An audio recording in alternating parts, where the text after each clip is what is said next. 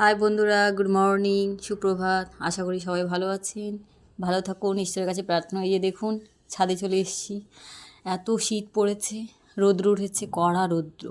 তাই সকাল সকাল চলে এসেছি ছাদে একটু রৌদ্র নিতে, শরীরে সূর্যের তাপ যেটাকে বলা হয়। দেখুন কি সুন্দর পরিবেশ চারপাশে। এখানে সবারই দোতলা বাড়ি আছে, আমরা যেহেতু ভাড়া থাকি।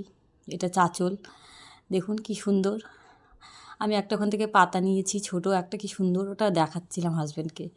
এই বাড়িতে ভাড়া থাকে। দেখুন দাদা এত শৌখিন, পুরো ছাদে ফুলে গাছে টবে সব বিভিন্ন ধরনের ফুল গাছ লাগিয়েছে, লেবু গাছ লাগিয়েছে। খুব সৌন্দর্য, গাছকে খুব ভালোবাসে, প্রাকৃতিক পরিবেশ। আর চারপাশটা এত ভালো, চারিদিকে বাড়ি, দেখে মনে হচ্ছে কলকাতা শহর। দেখুন কি সুন্দর পরিবেশ, সত্যি। তাই ছাদে চলে এসেছি, এসে নিয়ে আপনাদের একটু শর্ট ভিডিও করলাম, আপনাদের একটু দেখাচ্ছি। আপনারা দেখুন চাঁচলের পরিবেশ কি সুন্দর।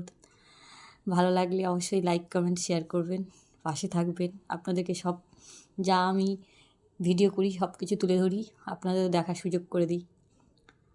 সবাই ভালো আছেন, ভালো থাকবেন। আর এই রৌদ্রে সবাই রৌদ্র শরীরে নেন, কেননা এত শীত পড়েছে, কনকনি পুরো ঠান্ডা।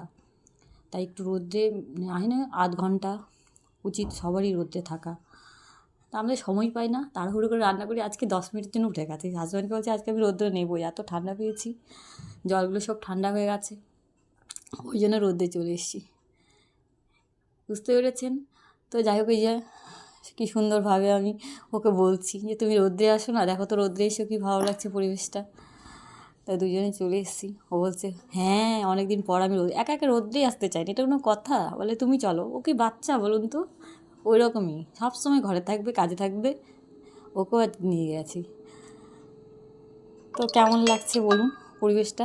ভালো লাগছে না? কি সুন্দর। এটা ছাদটা, পুরোটা ছাদটা অনেকটাই বড়। সব রোদ্রে, সবাই শীতকাল কাপড় দিয়ে দিয়েছে রোদ্রে শুকোতে। আর আমি পুরো ছাদটা পায়চারি করছি রোদ্রে, এত ভালো লাগছে আমার। মানে চারপাশেই রোদ্র পুরো ছাদে। আর এখানে গাছ লাগিয়েছে, অনেক রকমের গাছ।